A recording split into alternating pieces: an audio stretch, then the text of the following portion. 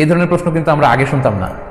Recently কিছু কিছু স্কলারদের আলোচনা বা এতে করে লোকজন হয়তো বিভ্রান্তিতে ভোগেন কিংবা একটা ধোঁয়াশা তৈরি হয়, ফলে এই প্রশ্নটি করা হচ্ছে। আমরা আবহমান কাল থেকে আমাদের প্রিয় মাতৃভূমি বাংলাদেশে হয়তো ছাগল কুরবানি দিয়েছি অথবা গরু কুরবানি দিয়েছি সর্বোচ্চ 7 ভাগে।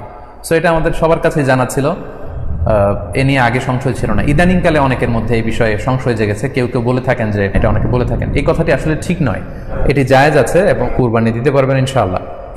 এমন বয়স্ক বৃদ্ধ প্রাণী যে অতি বয়সের ভারে এটা নুজ্জ হয়ে গিয়েছে এবং এর হাড্ডির ভেতরে যে মজ্জা শুকিয়ে গিয়েছে, এরকম প্রাণী দিয়েও কিন্তু কুরবানি করা যাবে না। তাহলে সুনানে নাসাইয়ের এই সহিহ হাদিসটির মধ্য দিয়ে আমরা বুঝতে পারলাম যে অন্ধ প্রাণী দিয়ে কুরবানি করা যায় না, খোড়া প্রাণী দিয়ে করা যায় না, খুবই দুর্বল প্রাণী দিয়ে এবং খুব বয়স হয়েছে এরকম প্রাণী দিয়ে কিন্তু কুরবানি করা যাবে না। তারপর আমরা সুনানে তিরমিজির আরেকটি হাদিস এখানে উল্লেখ করব। এই হাদিসটিও হাসান পর্যায়ের হাদিস। বর্ণনাকারী হচ্ছেন আলী রাদিয়াল্লাহু তাআলা আনহু। তিনি বলেন, নাহা রাসূলুল্লাহ সাল্লাল্লাহু আলাইহি ওয়াসাল্লাম আইয়ুদহা বিআ'যাবিল করনি ওয়াল উযুন, অর্থাৎ আল্লাহ রাসূল সাল্লাল্লাহু আলাইহি ওয়াসাল্লাম শিং ভাঙা এবং কান কাটা এরকম প্রাণী দিয়ে কুরবানি করতে নিষেধ করেছেন। অর্থাৎ ব্রোকেন হর্নস অ্যান্ড ইয়ার্স, কোনো পশুর যদি শিং দুটো ভাঙা থাকে অথবা কান কাটা থাকে এরকম প্রাণী দিয়ে কুরবানি করলে কুরবানি আদায় হবে না। পশুর কানের ব্যাপারে আরো সুস্পষ্ট হাদিস এসেছে সুনানে তিরমিজিতে, এটিও হাসান পর্যায়ের হাদিস।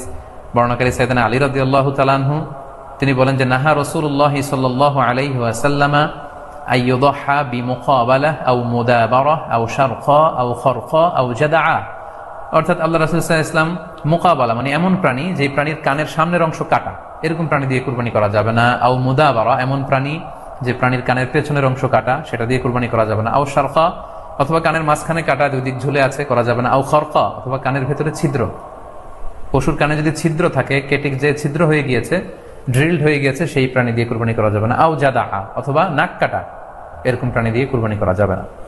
তাহলে আল্লাহ রাসূল সাল্লাল্লাহু আলাইহি ওয়াসাল্লামের ভাষ্যমতে এই প্রাণীগুলো দিয়ে কুরবানি করা যাবে না। ফলে ছাগলের ক্ষেত্রে কমপক্ষে 1 বছর হতে হবে। আবার বলছি, উট 5 বছর, গরু 2 বছর এবং ছাগল 1 বছর।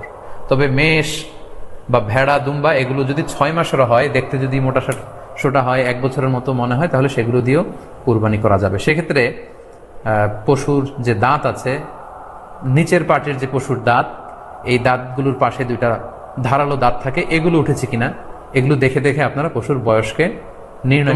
আল্লাহ তাআলা আপনাদের সবাইকে ভালো রাখুক, সুস্থ রাখুক, ঈমানের সাথে রাখুক। সুবহানাকাল্লাহুম্মা বিহামদিকা আশহাদু আল্লা ইলাহা ইল্লা আনতা আস্তাগফিরুকা ওয়া আতুবু ইলাইক। ওয়াসসালামু আলাইকুম ওয়া রাহমাতুল্লাহি ওয়া বারাকাতুহু।